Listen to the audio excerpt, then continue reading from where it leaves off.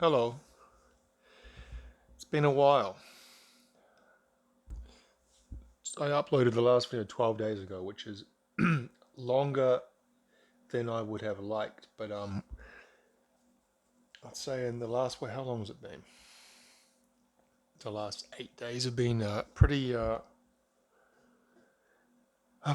busy. Well, I don't even say busy. I was sick for most of it. This was the issue.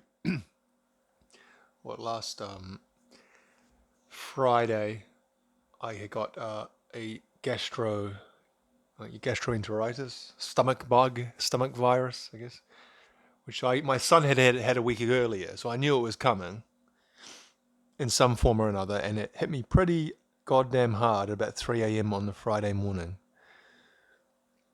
And so I spent most of that Friday vomiting and just feeling absolutely ghastly. Like, that feel. I haven't actually had that feeling for a long time because I haven't had many stomach viruses.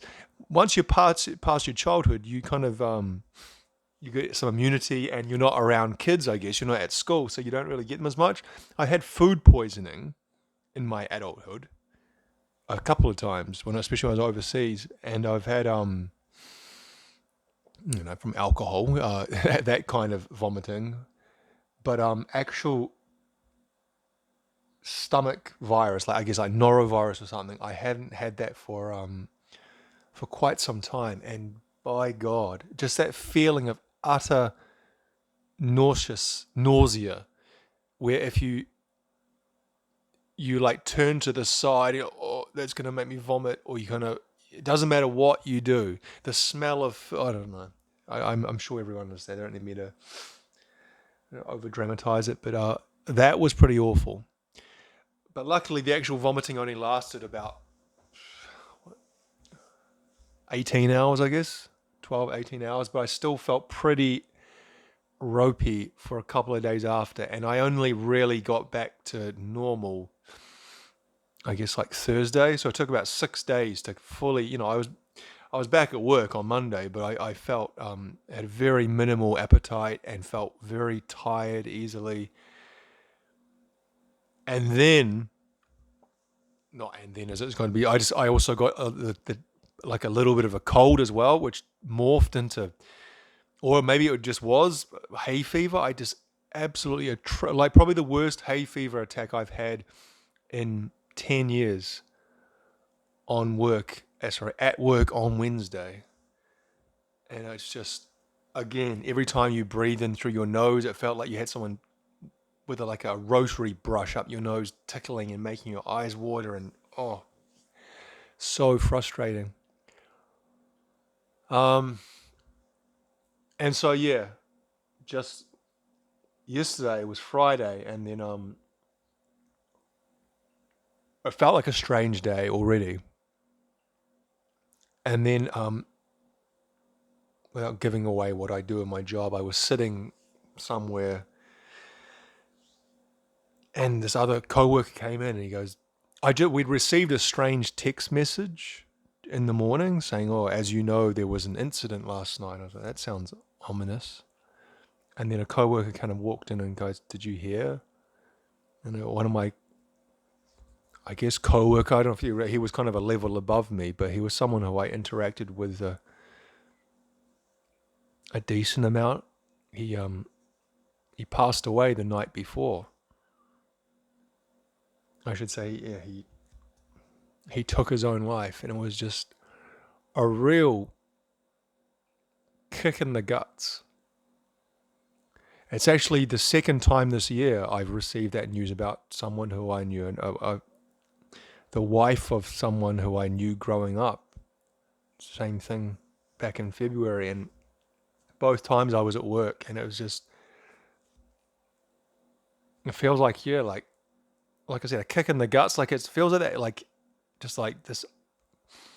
I don't know. Again, I'm sure everyone experienced that before, but it just kind of uh, getting that kind of news about, even if someone's not, I was not, I wouldn't say he was my friend. Oh, he wasn't a friend. He was a colleague, but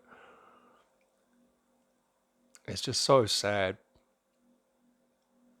Like gutting. I know that word is kind of overused sometimes, but that's what it kind of feels like. Just like it rips something out of you.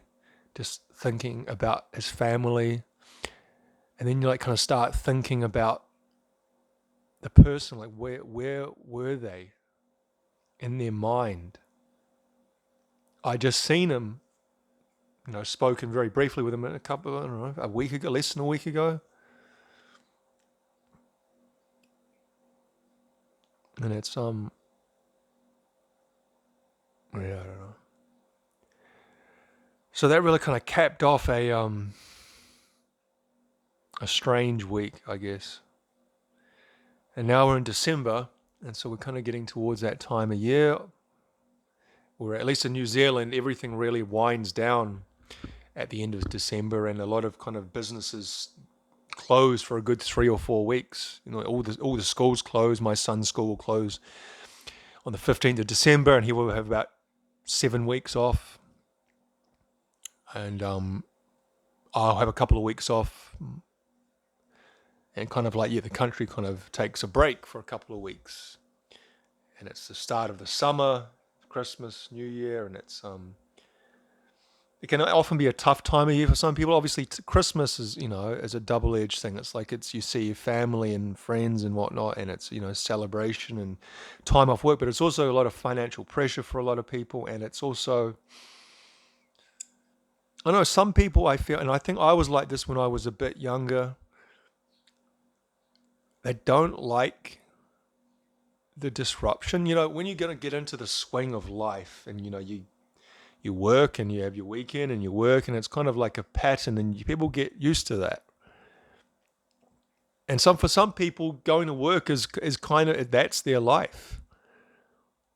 I wouldn't say that's me at all, but I can understand it. And like I said, maybe when I was younger, I was a little bit more of that way inclined. And if you don't have the best relationship with your family, like I would say, again, that's not me. I like spending time with my family, but a lot of people don't have that luxury, and so being stuck at home for a couple of weeks can be added stress. And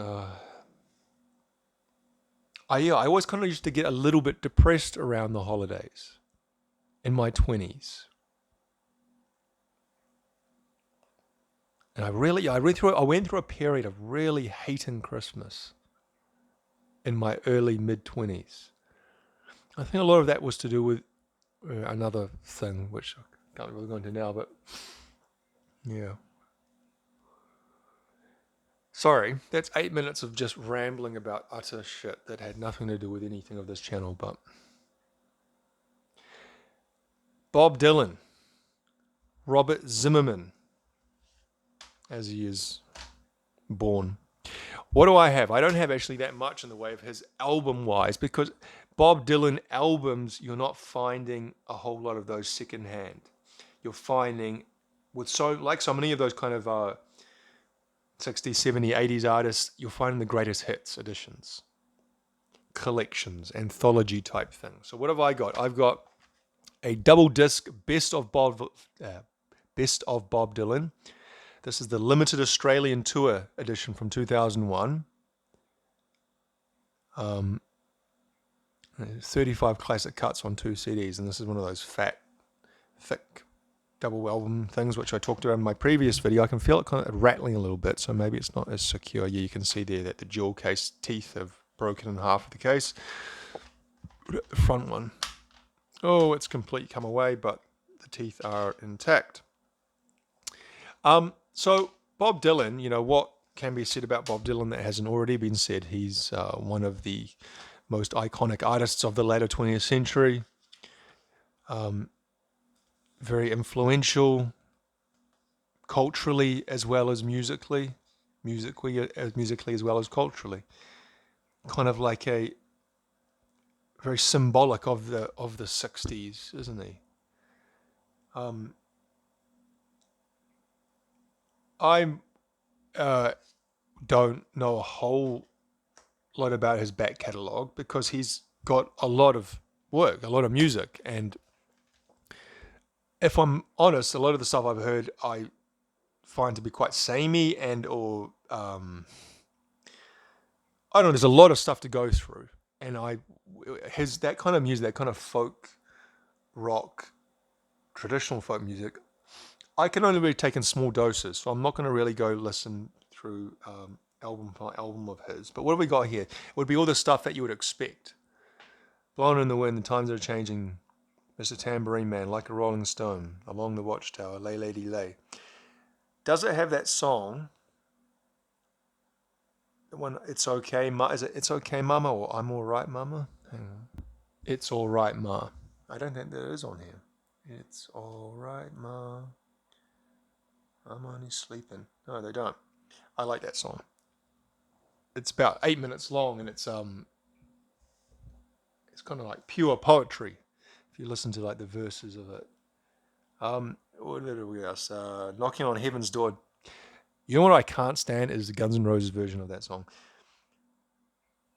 Joker Man, Shelter from the Storm. And then over on disc 2, we've got Things Have Changed. That's from the late 90s. He did that for a film, Wonder Boys, and I think he actually won not a Grammy, an Oscar for Best Original Song. I'm pretty sure. I remember they did a live version of that at an Oscars ceremony, but he was in Australia touring, and so they did like kind of a satellite link up of him playing live. And I remember watching at the time and thinking it was slightly bizarre, and just the kind of way that Bob Dylan always seems to be part of an inside joke that only him and maybe one or two other people know about. And I never know whether he's serious or he's taking the piss, and I guess that's kind of his personality. Anyway, what else? It Ain't Me, Babe. Hard Rain's Gonna Fall, Subterranean Homesick Blues, Highway 61 Revisited, Hurricane. So yeah, all his most famous songs and some that I don't know as well on there.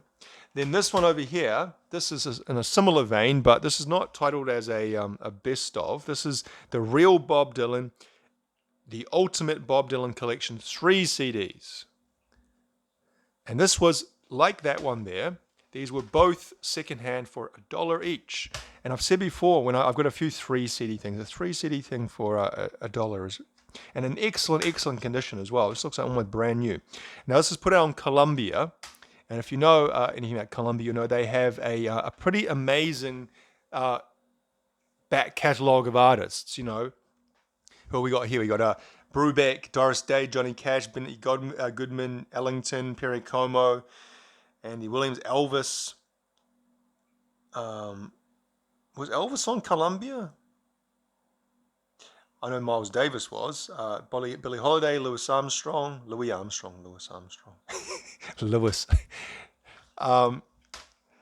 There's no booklet though. There's no liner notes in this. That's interesting. But what do we got? 3 CDs, so it's going to be, I'd say, a lot of the same songs as the ones I just showed on the other double disc thing, but maybe obviously with some added ones. We've got 16 plus 14, so what's that? I'm not good at maths. That is 30, so there's 44 songs on this. I'm seeing, It's All Right, Ma? Is that on here? There it is, number 9. It's All Right, Ma. I'm Only Bleeding.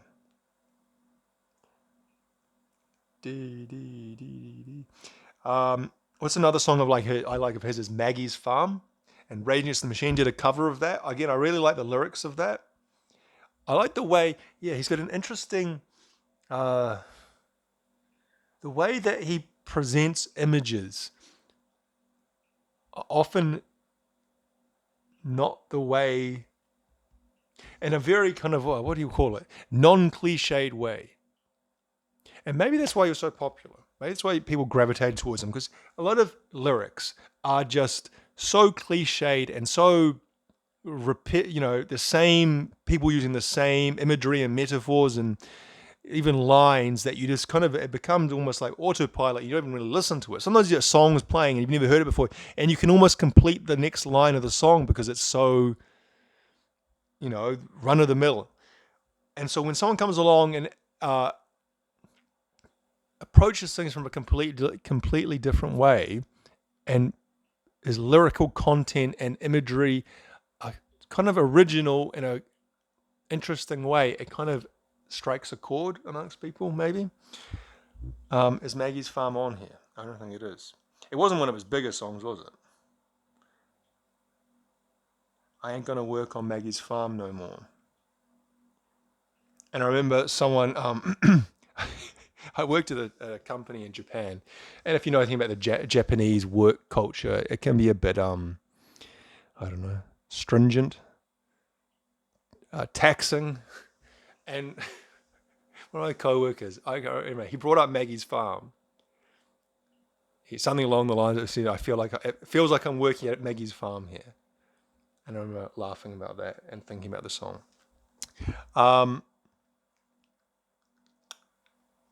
And just seeing if anything else stands out here. Not really. It's again, I said all the songs you'd expect and some others that I've never heard of, such as Every Grain of Sand.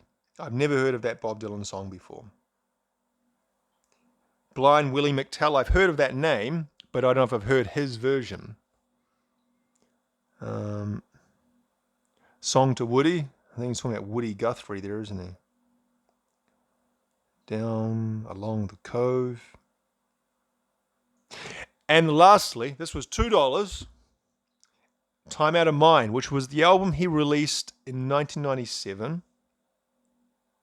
Nice photo there, isn't it? Could have got something that wasn't blurry, but and it was kind of seen as a bit of a return to form for Bob Dylan. Now, this has been water damaged, at least the book has. It looks like they've spilt coffee, or probably more likely a beer. They've spilt a beer on this.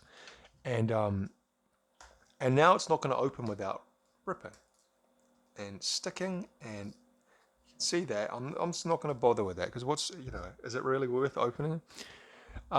This was produced by Daniel Lanois, I guess most famously associated with that kind of 1980s Eno period of U2. Who else did Daniel Lanois work with? I don't know. But this has got that song Lovesick. And if you listen to this album, it's got speaking of production, it's got a very kind of a strange production. Quite a, I don't know what they were actually trying to go for with the production. So I've read something about this before. This was a while ago, but it mentions it here. It says, according to Lanois, Dylan likes,